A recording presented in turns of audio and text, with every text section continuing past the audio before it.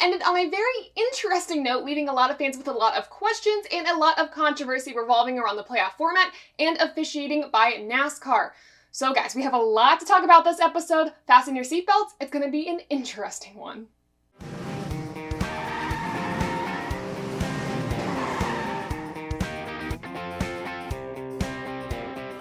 This episode of Above the Yellow Line is presented to you by Haymaker Coffee, the coffee that packs a punch. Get your fill of Haymaker Coffee at haymakercoffeeco.com and make sure to use the promo code RACE25 at checkout to receive 25% off your order of Haymaker Coffee.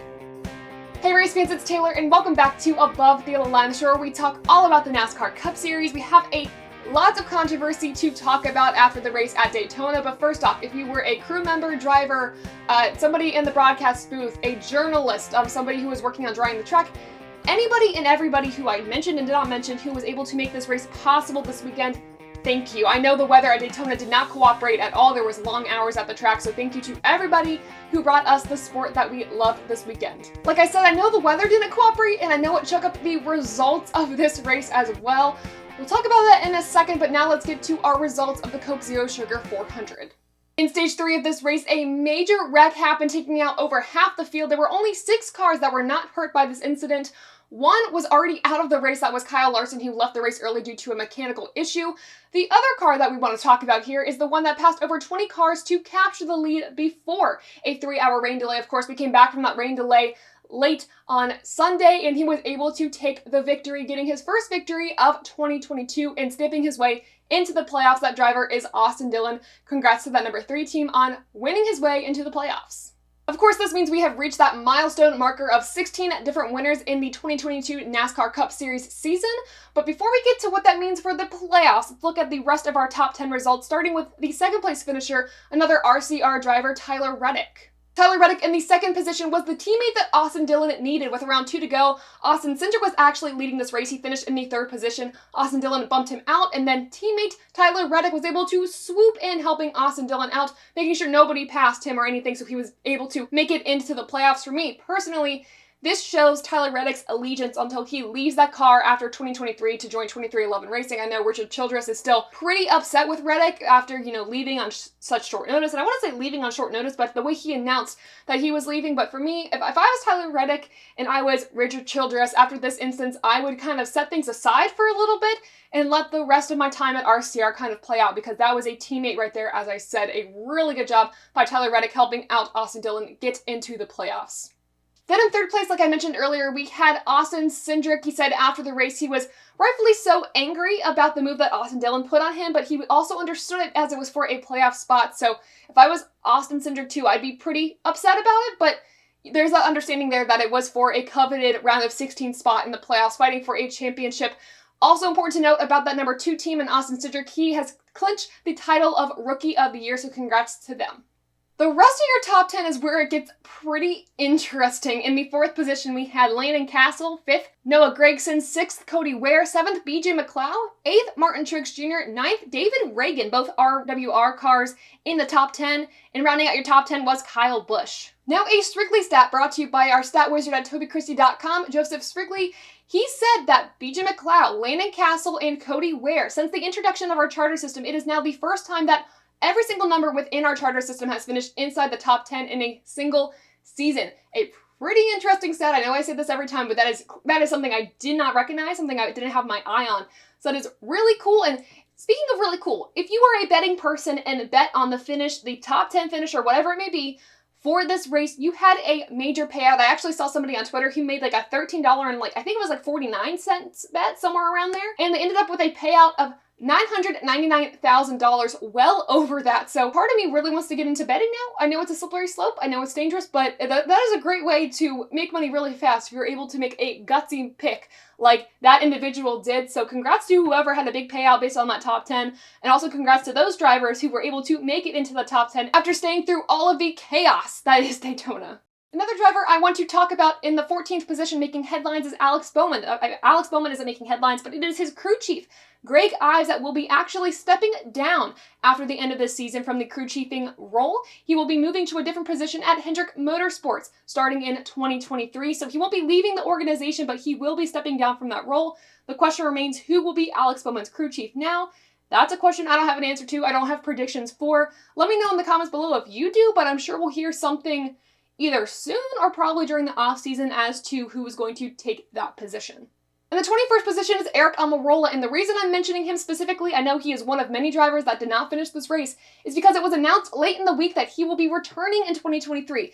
Not a major shock, as that was the rumor going around the garage probably like back to 2 months ago, but where this gets very interesting is this is a multi-year deal from a driver that said early in the season that he's retiring at the end of this year to a driver now that's saying, hey, I'm returning for maybe 2 or 3 years. I'm not sure the specifics on the contract extension. I believe it might be a 2-year deal with Smithfield as a sponsor.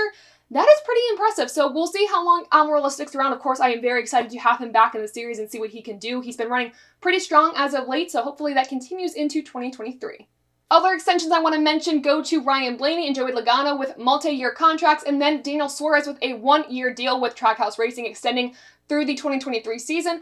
Finally, not NASCAR Cup Series news, but for the Truck Series, their title sponsor is now going to be the Craftsman Truck Series. We are bringing it back, bring on the nostalgia. So that's pretty exciting. If there's a lot of news. There is a lot of news that came out last week, and I'm sure it's only going to grow as we still have continued questions as to where Kyle Busch is going to go, what other contracts look like, and so forth. So congrats to all of those who were able to extend their contracts so far, and for the Craftsman Truck Series, it's going to be pretty nostalgic moving forward. Speaking of Ryan Blaney with his contract extension, he finished in the 15th position. Now, what does this mean for our playoff picture? Truex was able to finish in the 8th position. Austin Dillon won the race. Ryan Blaney finished in the 15th position. Of 37 cars that entered this race, only 16 cars were able to finish. And even that, I think Cole Custer went to pit road by the end of that because he blew a tire. So, and he was in the 16th position finishing the race. So a lot of chaos, a lot of unknowns at the end of the race, but let's just go to the points, because I'm wearing this shirt for a reason, and it's not because Martin Truex Jr. was able to make it into the playoffs. It is a shirt of solidarity, because unfortunately, with how the race shook out, he is out of playoff contention, not able to compete for a championship in 2022. At the start of the race, I actually thought Blaney was going to be out of the playoffs. He wrecked really early in stage 1, got a lot of damage, and got many laps down, so at that point, it was Martin Truex Jr.'s fight to lose, and then as the race went on, cautions fell, swapping happened at the front of the pack, things got a little more dicey for Truex, and then we had that massive wreck in stage 3 where Truex got damaged, sent him a few laps down, and then it was Blaney's to lose. Of course, it came down to 3 points. 3 points is what Martin Truex Jr. missed out on to be able to get into the playoffs, and that happened on the final few laps of the race where Truex was just falling back, and of course with all of those cars that Blaney was now able to pass that were out of the race due to damage from that late stage 3 caution, as we came back to the green a few hours later after the rain had stopped, Ryan Blaney was able to race his way into the playoffs, and Austin Dillon becomes our 16th different winner of the season. And of course this happens because Kurt Busch had to withdraw himself from the playoffs, withdrew his medical waiver, as he would not have been able to start the playoffs due to his condition. Of course, we wish Kurt well, and this is not easy for him, I am sure, for his team. And I know as a fan of Kurt Busch myself, I hate seeing him not be able to compete for a championship, but hopefully he's able to come back stronger and better than ever in the 2023 season and pick up right where he left off, fighting for a championship. But this did leave a spot open for Austin Dillon, which Austin Dillon should be saying a thank you, but this also left a spot open mostly for Ryan Blaney, because regardless if Austin Dillon won, Blaney would be out. I feel like Ryan Blaney has got to be thanking Kurt Busch right now because it came down to the wire. But looking at your playoff grid, starting with the round of 16, here is who made it and here is how they stack up.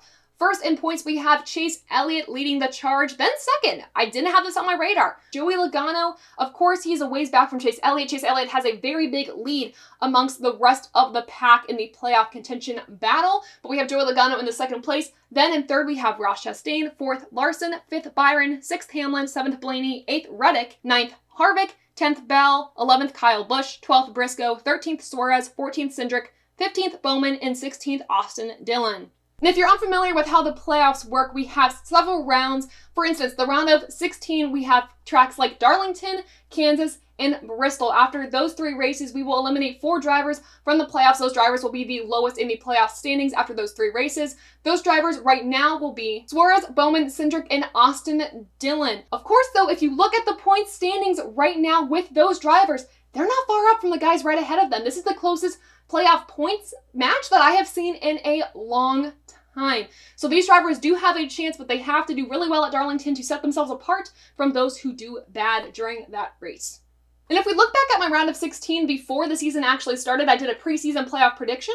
I actually wasn't too far off. I thought Brad Keselowski was going to make it in. I thought Truex and Kurt Busch were going to make it in. And technically I got Kurt Busch right, even though he withdrew his medical waiver. So I'm going to count that as correct. But the drivers I did not see going in was Austin Dillon, Chase Briscoe, and Daniel Suárez, though I am glad they are in the playoffs. Those are drivers I did not see coming at all. So overall, so far, I'm not too far off. This Friday on the live stream, we're going to share our 2022 playoff predictions. So don't miss out on it, @_TaylorKitchen_ on Twitter. I also have a blank playoff grid for you all to fill out that we can also share on the stream. If you hashtag ATYL to me on Twitter, I'll be able to see those, collect those, and share them on the stream. So make sure you do that. I want to see if your predictions are right at the end of the season.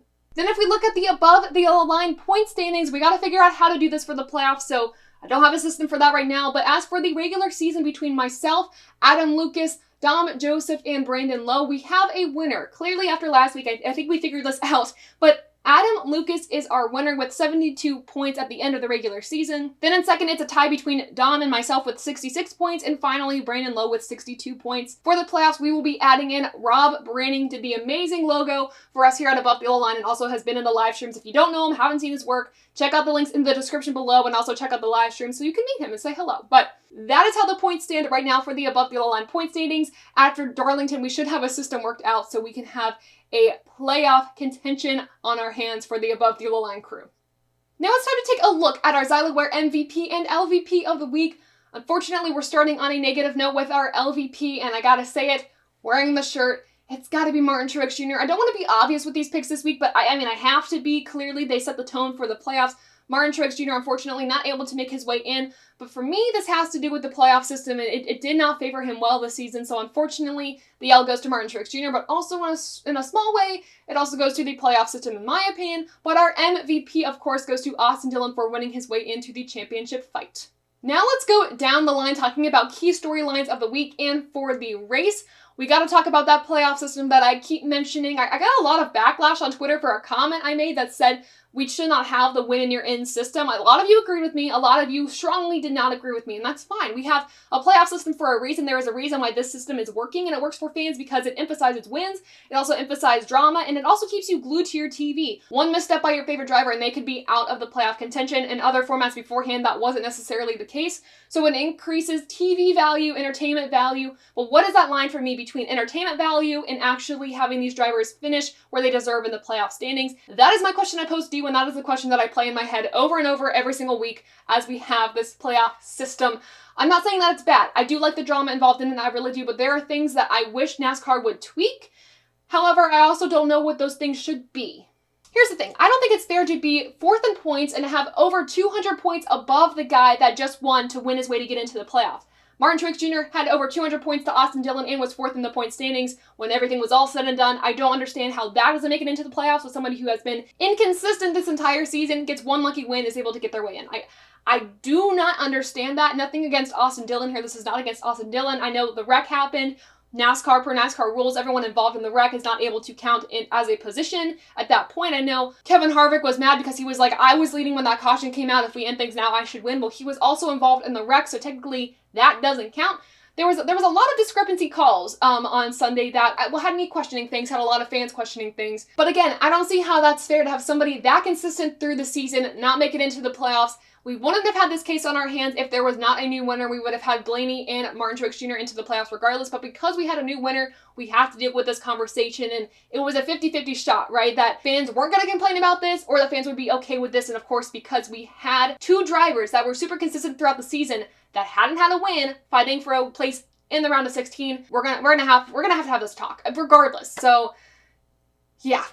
Now, to the credit of the playoff system, Truex did have every chance possible to win this season. Over 20 races worth of chances to win his way into the playoffs. He did not.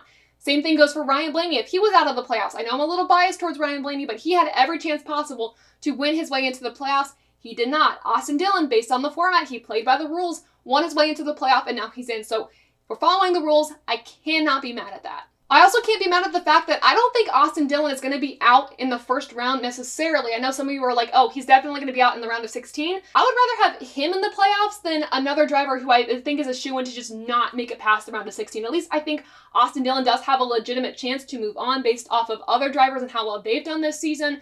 So that's another reason why I'm not totally upset that Austin Dillon won out over Martin Truex Jr. Granted, the next few tracks are tracks that Martin Truex Jr. is very good at, so either way, we're dealing with some disappointment here, but at least Austin Dillon, I think, has a chance to make it past the round of 16.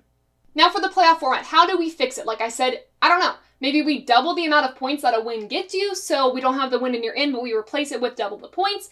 Maybe that helps drivers keep the incentive to be consistent throughout the season and keeps the drivers having the incentive to win. I don't want to go back to another season like 2020 where Harvick won 9 times. He had the consistency and the wins to back it up. Also consistent wins, kind of goes in all together, but I don't want to have him reach the championship for contention based off of what we had at Martinsville, not be able to win the race, and then be out of the championship for battle. That's why the win in your in system for me doesn't work. That is the prime example I always go back to. So how do we fix it? I don't know. If you have suggestions, leave them in the comments below, but I don't envy NASCAR for having to fix this. I don't envy them for having to make the rules. I know somebody has to, but the backlash they get, I understand. I understand that fans are going to be mad. We get mad because we care. We talked about this on the live stream. We're passionate about the sport, and we get upset because we care and we want to see the sport do well. But at the end of the day, too, you're not going to make everybody happy. Clearly, I'm not happy with how the system's working right now, but maybe NASCAR can revamp it when we revamp the charter system? Maybe we can do both at the same time, I'm not really sure, but regardless, I think NASCAR needs to take a look at how the playoff system works, and maybe we can all be a little happier at the end of the day, but this is a prime example of what's happening this season of why I think this format system is just a little broken. Speaking of broken, and this is going to be a really harsh segue, but the NASCAR officiating. There's been an issue with this for the past few years, the past how many years, this past season especially, and last season for me, there has been a major problem. Don't know what needs to change, but we're all talking about that moment after that wreck in stage 3. Let's break it down. With around 31 laps to go, we had that major wreck, and after a lot of debate and after a lot of watching the tapes over, everyone concluded that it was due to water on the track being damp, the track conditions not being right for these drivers as there was rain in the area. The drivers were screaming over their radios. I heard it on my scanner that there was rain in the area, that like, why should we be racing was a lot of the comments on the radio. And then we had that wreck. Pretty much the front drivers all spun at once or all got out of shape at once. Then there was that major pileup where Austin Dillon was able to make his way through. And before we had that red flag, Austin Dillon was declared in the lead. And if we were to go back racing, he would still be in the lead at that point as we went green, or if we didn't go racing again, Austin Dillon would be declared the winner. Hamlin said after the race that, you know, they need better officiating, we need to get better at that. Harvick said that they're making it up as they go, they being NASCAR. Scott Miller said that they did what they thought was right, they did what they had to do with the information that they had. They didn't have enough time to really make a decision, and as they made the decision to go green, the rain wasn't that bad from his eye and from the NASCAR control tower's eyes. It wasn't that bad. So my opinion on this, my thoughts as not a driver, not in the tower, not at the track, just a fan at home, which makes it a little invalid, but I'm going to give my thoughts anyway, is you need to trust your drivers. Driving on the track, going into turn 1, the pace car doesn't go into turn 1 on that lap. You need to trust your drivers and pull the caution before it's too late. Have we not learned anything from New Hampshire in 2021? I don't think we have. There's points where I think we have, and then there's days like today where I don't think we did. So my opinion, we should have pulled the plug, we should have pulled the caution before we went green, listened to the drivers, but at the same time, I do commend NASCAR for getting us back to green. Yes, the rain delay was over 3 hours, but because we were able to go back racing, I know for Austin Dillon, that's not what he wanted to see at the end of the day. He was able to win. They gave us the most legitimate end of the season that we possibly could have had. So what do you think about that call by NASCAR? What do you think about the playoff format? Let me know all of your opinions in the comments below. Now it's time to go to our race rating above or below the yellow line. I asked you guys on a poll on Twitter and on YouTube what you had to say, and let's start with what you all said on Twitter. 13% of you said this race was great, and 21% of you said okay, and we had a tie between 2 different answers. 33% of you said this was good, and 33% of you said this was bad. On YouTube, 19% of you said this was great, 35% said good, 22% said okay, and 23% said bad. And a quote from Adam Lucas from ATYL, he says, "A very wet and sticky weekend for NASCAR all around. I will give them credit for going the distance to get every lap finished. Even though I vocally said it was stupid, overjoyed for Blaney and heartbroken for Truex Jr., as I was reminded several times there were 26 races to get yourself into these playoffs. Never ever count on Daytona to help you in. However, the 12 team was able to point their way in 6 laps down. I've never been a fan of the win and you're in format, but this season so far has proved that the points still matter. Bring back the 12-man chase and let them have at it for the final 10 races. For this race, despite all the crashes and rain delays, I'm giving it a 69 out of 100, a nice score to make it above the yellow line.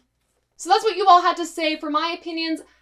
Issues aside, this was actually a pretty decent race. We saw a lot of good racing on the track, a lot of really chaotic conditions that ended up going pretty well. Of course, some of those on Super Speedway didn't go that well, but there was a lot of close racing, there was a lot of close incidences, and you can definitely tell these drivers were on the edge of their seats fighting with their cars, which for me is what I want to see. I want to see these drivers struggle a little bit with the handling of these cars. The Super Speedway conditions make things a lot more interesting in my opinion, but this wasn't my favorite race of the season, and I will say I'm trying to put all the issues aside, but they are going to factor into my rating today because I took a day off just kind of trying to think about what I wanted to say about this race, about my rating, but I'm still conflicted. I honestly really am, and for that reason, I gotta give this race a rating of 55%, which is still above the yellow line, but it also includes my conflicted feelings between what happened during the race and how the racing actually happened in front of my eyes. So 55% above the yellow line.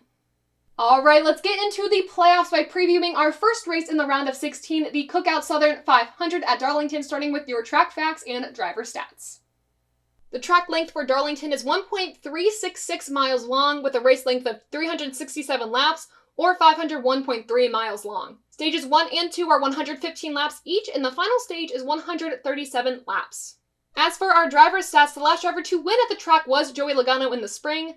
The active driver with the most track wins is Denny Hamlin with 4 wins. The active driver with the best average finish at the track is also Denny Hamlin with an average finishing position of 7.8. The team with the most track wins is Hendrick Motorsports with 14 wins. And finally, the wins by manufacturer, Chevrolet has 41, Ford has 32, and Toyota has 10.